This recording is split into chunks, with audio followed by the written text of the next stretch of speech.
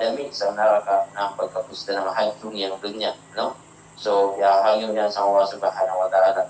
Ay, nasa niya kay para maliit pa yung kanang madali na maagad at sa harap, no?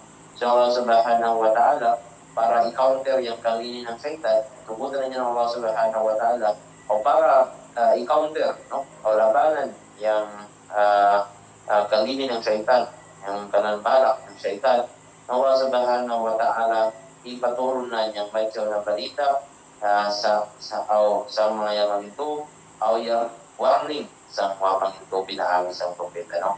And Jibril alayhi salam, ipatanaw yan ang Allah subhanahu wa ta'ala sa surga, o pagkita ng sang suruga yung kalangyanan, o ang gila makasinsinin na wala yung halupot, no? O ubus ng kalinin ng kautawan na iyan na sang suruga, no? Agaw sa ipaturo niyang propeta para i-announce niya ang kadyo na balita sa mga kautawan. Yung Allah subhanahu wa ta'ala kalinian na malig na utaw yung mga makasud sa surugan, no? Yan yung kalinian ng Allah subhanahu wa ta'ala.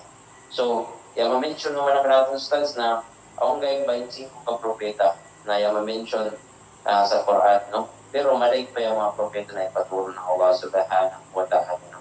So, yung mga virtues, no? Yung mga dito ng studs na, yung virtues o yung kadyaw ng Musa, no? Isa sa highlights sa Musa, no?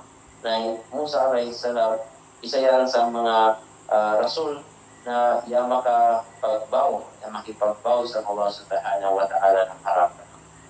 Isa yan, ang Nabi Muhammad, no? Ipagbaw yan sa Allah subhanahu wa ta'ala, no? Na isa kahugyo na yaklib, ang isang kahugyo na yaklib na